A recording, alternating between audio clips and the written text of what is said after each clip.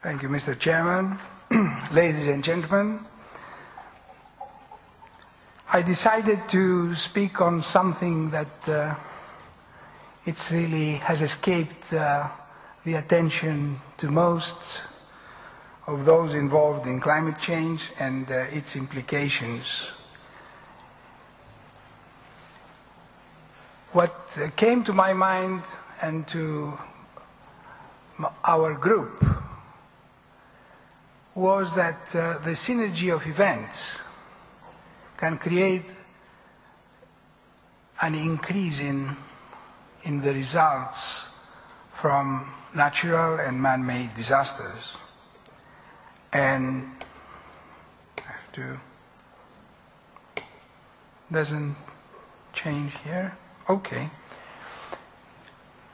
So we have natural hazards, we have man-made changes, and the extreme events can operate not alone as they are considered until now, but they can operate in synergy. A very good example was given by nature, I hope this time, last year in North Brazil, where mudslides that followed torrential tropical rains, which followed an extended drought, which was created by a rather strong La Niña event, resulted to about 70 deaths and about 80,000 people being removed from their homes. Now, the synergy of events, for example, in Europe, you can get an idea of the danger of these synergistic events if one looks at the different disasters that have that stroke our continent in the past 25 years. So these are selected natural hazards, and these natural hazards, no one can preclude that they will not coincide with hazards that are man-made, and particularly those caused by climate change. For example, if one looks at the map with flood recurrence in Europe, based on the frequency of floods between 1987 and 2002, gets this interesting map where you can see that Central Europe and Central Eastern Europe has high vulnerability, and that South Europe for flood recurrence has only spots with very high or high probability of occurrence. What we found from a very long series that we have at the National Observatory in Athens is that the percentage of rain, days with rain more than a certain threshold increases as time progresses. This means that we have the same rainfall coming in shorter period, which means that the rainfall is more intense.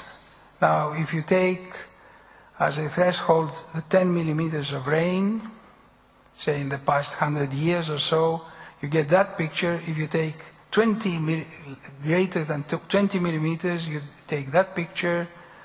And if you take more, the next threshold, 30 millimeters or 50 millimeters, you get that pattern, which is actually, it shows you that there is a real change favoring more extreme rain to strike Attica. The observatory is in the center of the Athens basin, and it is representative in many respects of the average rainfall that strikes that basin. Now, the landslide hazard is shown here. And no one can exclude an instance like that which happened in North Brazil, also in other places, particularly in South America and in Africa, particularly in regions which have steep land slope. And as we all know, Greece and Italy and parts of Turkey do have that characteristic. In fact, in Greece, moving at a distance from the shore to the mainland, in a distance of about 50 kilometers, one can experience the Mediterranean climate, then move up to the alpine climate in the high mountain chain of Greece. So that extreme slope will definitely provide the scenery for events of the synergistic type.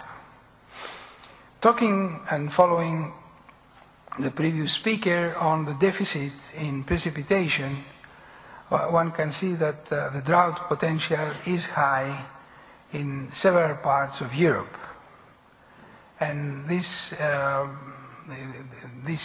map of Europe, actually it is based on 90 years of data, of events, and drought has been striking several parts of Europe, particularly Portugal, Spain, South Italy, Greece.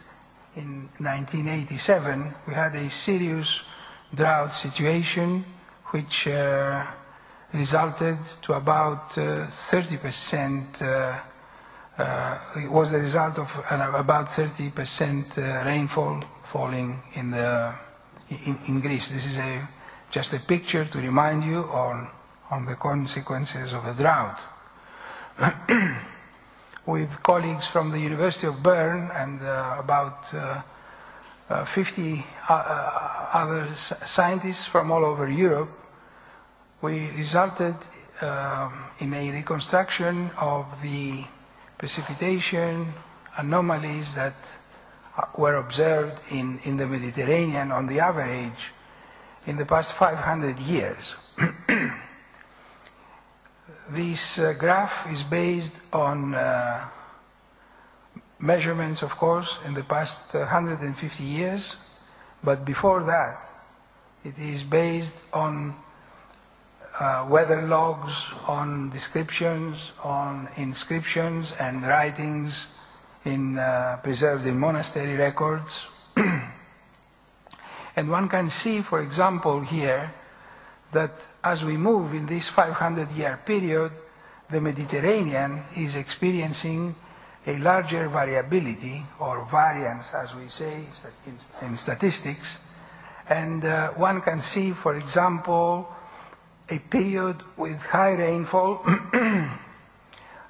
in the 19th century, but also can see periods of drought, for example, in 1700, in the middle and the end of the 19th century, and particularly after the extreme high of 1963, where we had floods, serious floods, also in Athens.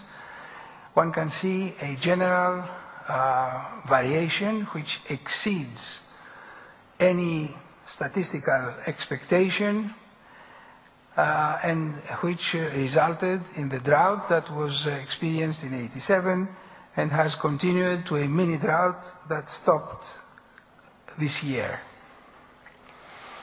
It is interesting, as I said, to see the pattern of anomalous precipitation and the years for which we had extreme wet Mediterranean winter and extreme dry Mediterranean winter. I stick to winter because most of the rain comes in wintertime in the Mediterranean region. And you can see, for example, that the 19th century started from being wet. It had also a very high and long-lasting winters in the beginning of the 19th century, and resulted to a mild temperatures, but also very dry period at the end of the 19th century.